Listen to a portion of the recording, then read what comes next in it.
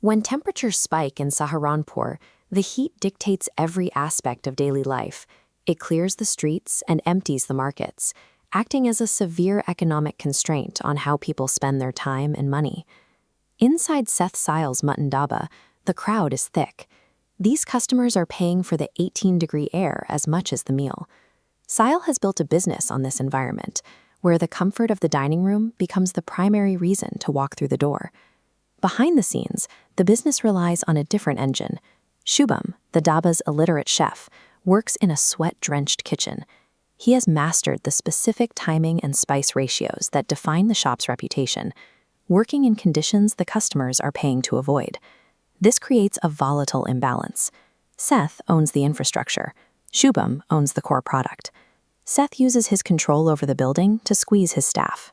He delays wages and threatens to cut pay for minor infractions, leaving Shubham unable to afford even a basic ceiling fan for his children's bedroom. The relationship breaks when Shubham arrives late one morning. Seth fires him on the spot, handing over a fraction of his owed wages. By removing the chef, the owner has stripped the kitchen of its only competitive advantage. Seth assumes the air conditioning is his moat. He believes that as long as he owns the cool air, the person behind the stove is an interchangeable part. This sets up a real-world market test.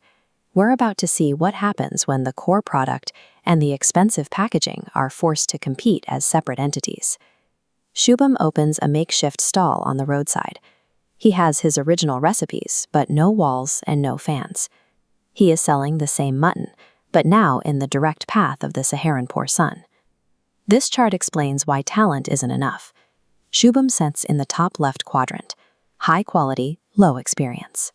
The 90-degree heat keeps customers away. Meanwhile, Seth maintains a temporary monopoly in the bottom right. His mutton lost its edge, but people still pay for weather relief. A superior product can fail if the delivery method is too painful.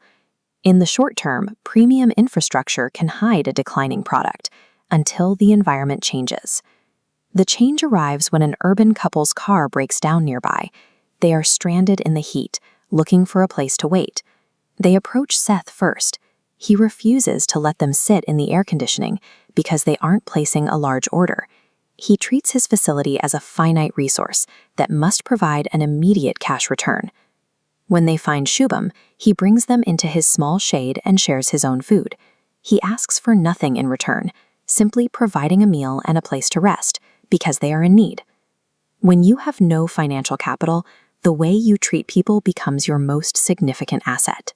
Shubham is building a relationship with the only currency he has left. The stranded couple happen to be investors from the city. They notice two things: the technical quality of the food Shubham served them, and the fact that he helped them when he had almost nothing himself. They provide the capital Shubham lacks. They finance a modern, air-conditioned dhaba for him, effectively removing the heat as a factor and allowing his work to be judged on its own merits. The market responds instantly. Once the cooling is matched, the difference in the food becomes obvious. Shubham's tables are full, while Seth's dining room, the one he thought was his greatest strength, starts to empty. Seth's business collapses because he was selling a utility, not a specialty. Once the neighbor offered the same utility with better mutton, Seth had nothing left to offer. Seth's mistake was viewing his air conditioners as the product and the person who made the food as a liability. This model shows how the two forces interact. Skill and reliability tend to attract capital over time, filling in the gaps of a business. But capital alone cannot produce the skill required to keep customers coming back. A comfortable room or a clever ad campaign might get a customer through the door once, but the quality of the core product is what determines if they ever return. Capital is what you use to scale, but the human element, the skill of the chef and treating the customer well, keeps a business alive.